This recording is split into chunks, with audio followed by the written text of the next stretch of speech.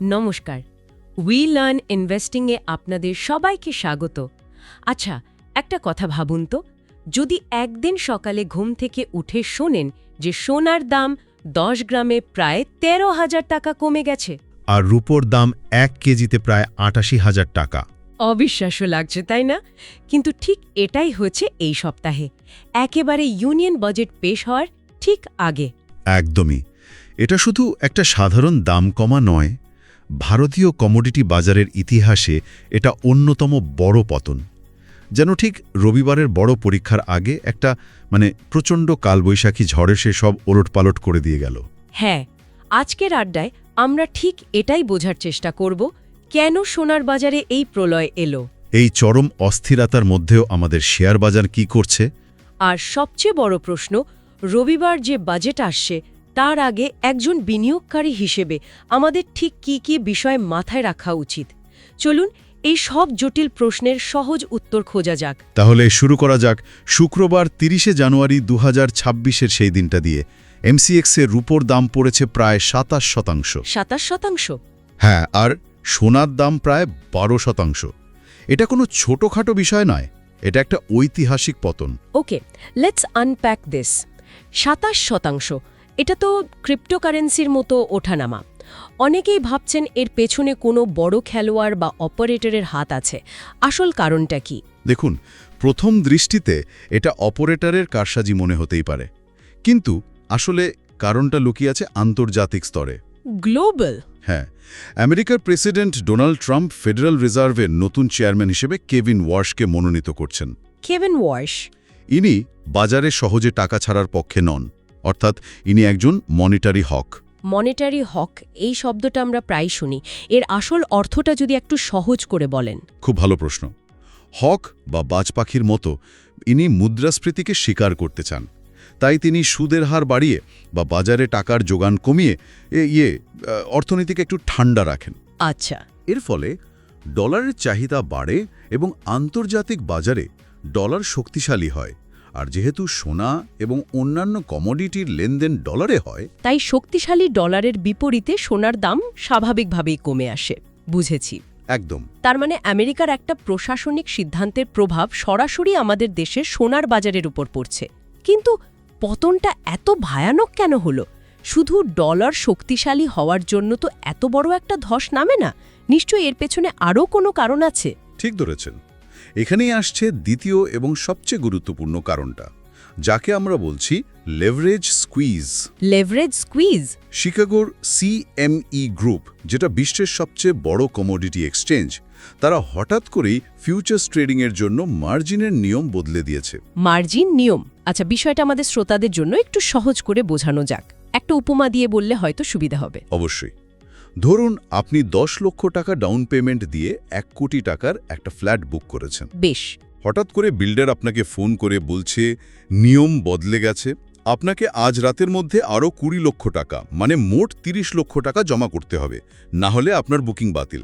সর্বনাশ। এখন আপনার হাতে যদি সেই অতিরিক্ত টাকা না থাকে, আপনি কি করবেন? আমি তো আতঙ্কিত হয়ে পড়ব। আমাকে বাধ্য হয়ে ফ্ল্যাটটা বিক্রি করার জন্য ক্রেতা খুঁজতে হবে। হয়তো কেনা দামের থেকেও কমে বিক্রি করে দিতে হবে, শুধু চুক্তিটা বাঁচানোর জন্য। এক্স্যাক্টলি।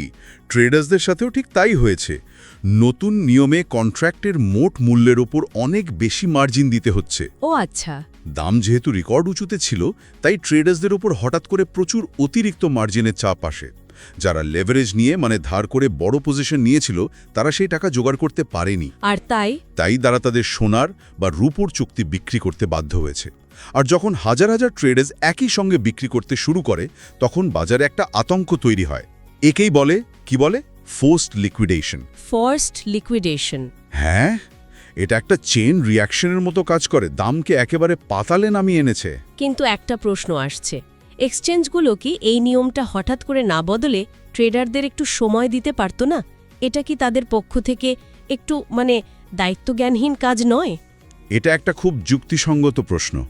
এক্সচেঞ্জের দৃষ্টিকোণ থেকে দেখলে তারা বলবে যে দাম অস্বাভাবিকভাবে বাড়ছিল, বাজারে অতিরিক্ত ফটকাবাজি বা স্পেকুলেশন হচ্ছিল। সিস্টেমকে একটা বড়সড় ধসের হাত থেকে বাঁচাতে এবং নিজেদের ঝুঁকি কমাতে তারা এই পদক্ষেপ নিতে বাধ্য হয়েছে, তাদের মতে এটা একটা প্রয়োজনীয় তিক্ত ওষুধ ছিল। তবে হ্যাঁ, এর ফলে বহু ছোট ট্রেডার মারাত্মকভাবে ক্ষতিগ্রস্ত হয়েছে, এটা অস্বীকার করার জায়গা নেই। Here's where it gets real interesting. এই পতনের ফলে পশ্চিমবঙ্গের সাধারণ মানুষের জীবনে কী প্রভাব পড়ছে? আমার এক বন্ধুর বাড়িতেই সামনে বিয়ে, তারা ঠিক আগের সপ্তাহে উঁচু দামে গয়না কিনেছেন। আমি ভাবতেই পারছি না তাদের এখন কি মানসিক অবস্থা হচ্ছে। পরিস্থিতিটা খুবই দুঃখজনক। এটা শুধু খাতায় কলমে লোকসান নয়, এটা একটা মানসিক ধাক্কা। যারা উঁচু দামে সোনা কিনেছেন তারা এখন কিং কর্তব্য বিমূঢ়। আর যারা রূপোর ইটিএফে বিনিয়োগ করেছিলেন এই ভেবে যে দাম তো বাড়ছেই, তাদের লাভের টাকা তো একদিনে প্রায় 22% উবে গেছে। এটা সাধারণ বিনিয়োগকারীর জন্য একটা বড় শিক্ষা। উই লার্ন ইনভেস্টিং, আমরা সবসময় বলি ঝুঁকি বুঝে বিনিয়োগ করা উচিত।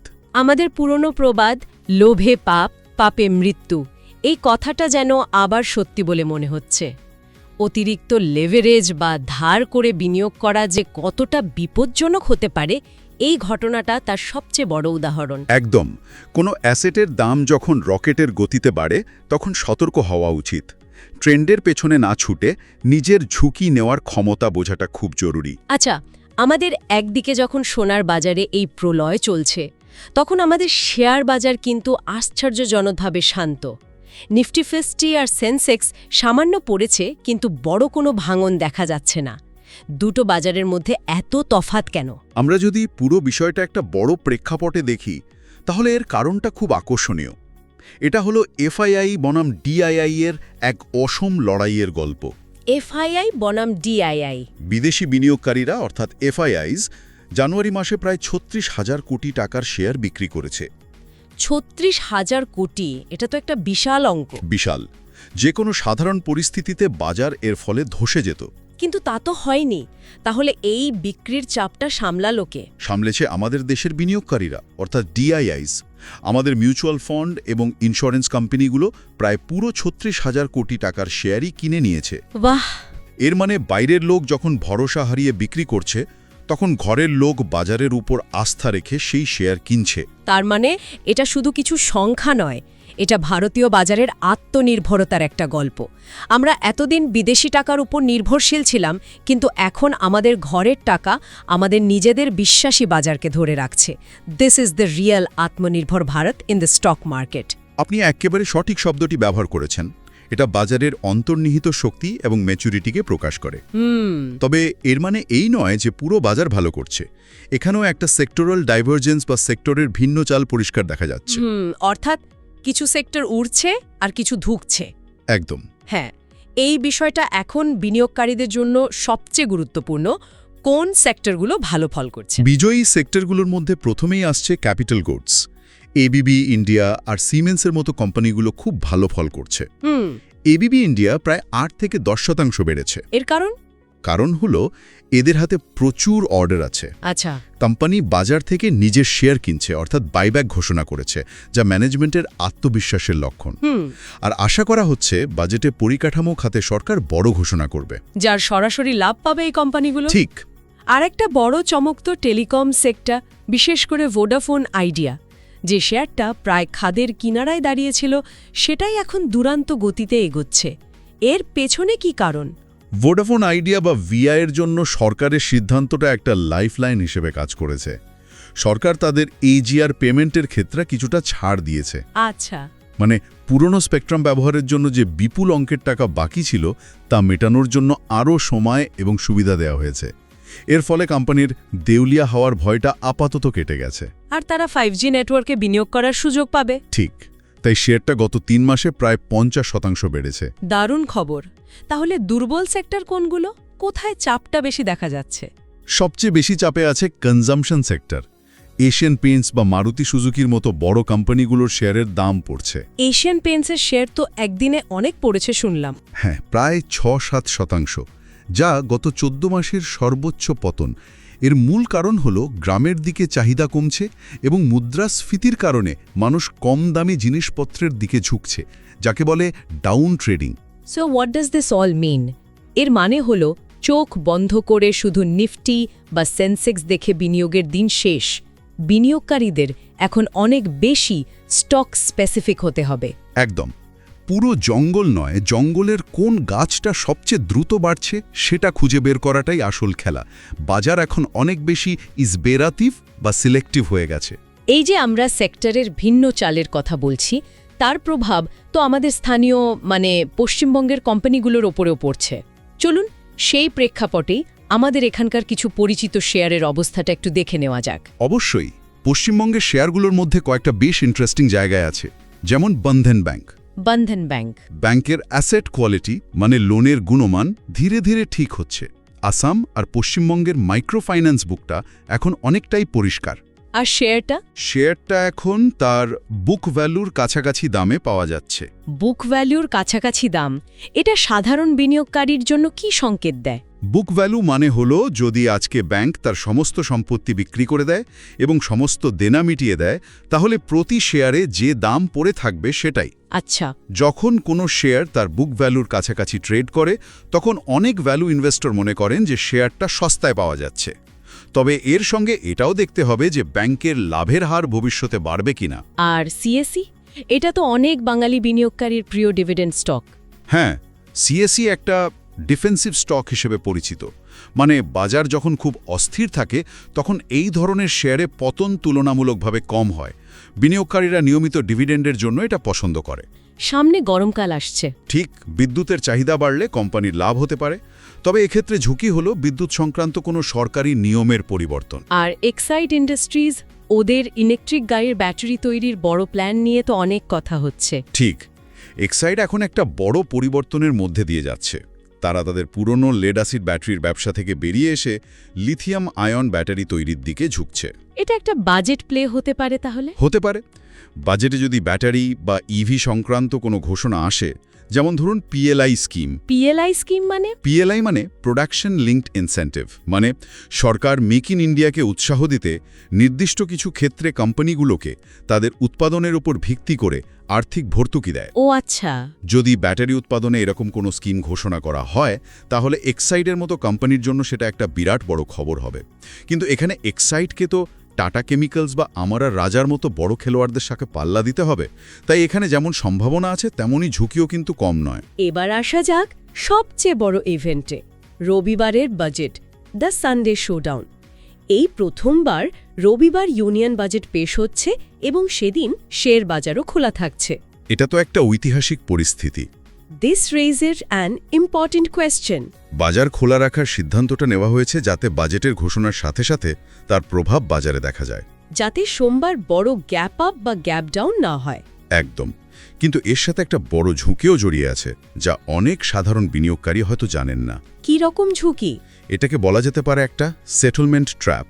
যারা শুক্রবার 30শে জানুয়ারি শেয়ার কিনছেন, হ্যাঁ, তারা কিন্তু রবিবারের বিশেষ সেশনে সেটা বিক্রি করতে পারবেন না, কারণ T+1 সেটেলমেন্ট অনুযায়ী শেয়ারটা আপনার ডিম্যাট অ্যাকাউন্টের আসতে সোমবার হয়ে যাবে। তার শুক্রবারের ক্রেতারা রবিবারের বাজারে দর্শকের মতো বসে থাকবেন, কিছুই করতে পারবেন না। যদি বাজেট খুব খারাপ হয় এবং বাজার পড়তে শুরু করে, তাহলে তারা শুধু নিজেদের লোকসান বাড়তে দেখবেন। এটা তো একটা মারাত্মক ফাঁদ। ঠিক তাই রবিবারের সেশন খুব অস্থির বা ভলেটাইল হতে পারে। হুট করে কোনো সিদ্ধান্ত নেওয়া একদমই ঠিক হবে না। উই লার্ন ইনভেস্টিং সবসময় এই ধরনের ঝুঁকি সম্পর্কে আপনাদের সচেতন করে। আচ্ছা, বাজেট থেকে ঠিক কি আশা করা হচ্ছে? সাধারণ মানুষের জন্য কি কোনো ভালো খবর আসতে পারে? সবচেয়ে বড় আশা হলো সেকশন 80C-তে আয়কর ছাড়ের সীমা নিয়ে এখনকার 1.5 লক্ষ টাকা থেকে বাড়িয়ে 2.5 লক্ষ টাকা করা হতে পারে। এটা হলে তো খুব ভালো হয়। হ্যাঁ, এটা হলে মধ্যবিত্তের হাতে খরচ করার জন্য বা বিনিয়োগ করার জন্য আরও কিছু টাকা আসবে। তবে সরকারের নতুন ট্যাক্স ব্যবস্থার উপর জোর দেওয়ার কারণে এটা হলেই তার কোনো নিশ্চয়তা নেই। আর লং টার্ম ক্যাপিটাল গেইনস বা এলটিজি ট্যাক্স নিয়ে একটা ভয়ও আছে। একদম, অনেকে ভয় পাচ্ছেন যে ট্যাক্সের হার বাড়ানো হতে পারে। তবে বিশেষজ্ঞদের মতে সরকার হয়তো ছাড়ের সীমা 1 লক্ষ থেকে বাড়িয়ে 2 লক্ষ টাকা করে দেবে। যদি ট্যাক্সের হার সত্যিই বাড়ানো হয়, তাহলে বাজারে একটা তীব্র বিক্রি বা সেল অফ দেখা যেতে পারে। তাহলে এই দীর্ঘ এবং গভীর আলোচনা থেকে আমাদের শ্রোতাদের জন্য মূল টেকঅ্যাওয়েজ কি? প্রথম এবং সবচেয়ে গুরুত্বপূর্ণ শিক্ষা হল, সোনার এই বিশাল পতনের কারণ কোনো অপারেটরের খেলা নয়। এর পেছনে আছে গ্লোবাল সংকেত এবং অতিরিক্ত লেভারেজ নেওয়ার বিপদ। ক্ষমতার বাইরে গিয়ে ঝুঁকি নেওয়া উচিত নয়। একদম। দ্বিতীয়ত, ভারতীয় শেয়ার বাজার এখন আগের চেয়ে অনেক বেশি পরিণত। বিদেশি বিক্রির চাপ সামলে নেওয়ার ক্ষমতা আমাদের দেশীয় সংস্থাগুলোর আছে। এটা আমাদের বাজারের জন্য একটা বিরাট ইতিবাচক দিক। তৃতীয়ত, বাজার এখন আর একমুখী নয়। সেক্টরাল ডাইভারজেন্স খুব স্পষ্ট। তাই বিনিয়োগের ক্ষেত্রে এখন অনেক বেশি সতর্ক এবং সিলেক্টিভ হতে হবে। সঠিক সেক্টর এবং সেই সেক্টরের সেরা কোম্পানি খুঁজে বের করার উপরই আপনার রিটার্ন নির্ভর করবে। আর সবশেষে রবিবারের বাজেট সেশন খুব অস্থির হতে পারে। সেটেলমেন্ট ট্র্যাপের মতো প্রযুক্তিগত ঝুঁকিগুলো মাথায় রাখতে হবে। আবেগের বশে কোনো বড় সিদ্ধান্ত না নেওয়ায় বুদ্ধিমানের কাজ হবে। সবসময় জেনে বুঝে তারপরেই বিনিয়োগ করুন। একদম। আর আমাদের সব শ্রোতাদের জন্য একটা জরুরি ঘোষণা। এই আলোচনা শুধুমাত্র শিক্ষামূলক উদ্দেশ্যে করা হয়েছে। আমরা কোনো সেবি রেজিস্টার্ড অ্যাডভাইজার নই। কোনো রকম বিনিয়োগের সিদ্ধান্ত নেওয়ার আগে নিজের গবেষণা করুন এবং একজন সার্টিফাইড ফাইন্যান্সিয়াল অ্যাডভাইজারের সাথে পরামর্শ করুন। আমাদের সাথে থাকার জন্য আপনাদের সবাইকে অনেক ধন্যবাদ। আজকের আলোচনা কেমন লাগলো কমেন্ট করে অবশ্যই জানাবেন। এই যে সোনার বাজারে পতন, এটাকে আপনারা সুযোগ হিসেবে দেখছেন নাকি ঝুঁকি হিসেবে, সেটাও আমাদের জানাতে পারেন। আর আজকের আলোচনা থেকে একটা প্রশ্ন মাথায় আসছে যা আমাদের শ্রোতারা ভাবতে পারেন। এই যে ডিআইআইস বা দেশীয় সংস্থাগুলো বাজারকে ধরে রাখছে, এটা কি ভারতীয় অর্থনীতির একটা নতুন অধ্যায়ের সূচনা? আমরা কি সত্যি এফআইআই এর উপর নির্ভরশীলতা কাটিয়ে এক নতুন আর্থিক স্বাধীনতার দিকে এগোচ্ছি? খুব ইন্টারেস্টিং প্রশ্ন। যদি এই ধরনের গভীর এবং তথ্যপূর্ণ আলোচনা আপনাদের ভালো লাগে, তাহলে উই লার্ন ইনভেস্টিং চ্যানেলটি সাবস্ক্রাইব করুন এবং নোটিফিকেশন বেল আইকনটা প্রেস করতে ভুলবেন না। আপনাদের মতামত আমাদের জন্য খুব মূল্যবান। উই লার্ন ইনভেস্টিং এর পক্ষ থেকে আজকের মতো এখানেই শেষ করছি। আবার দেখা হবে। ভালো থাকবেন, সুস্থ থাকবেন।